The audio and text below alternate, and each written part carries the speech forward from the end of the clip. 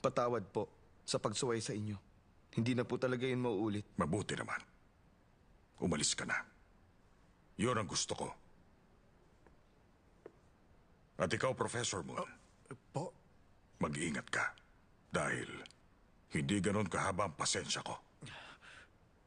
Tayo na. Sir. Chairman. Chairman, oh. Chairman, oh.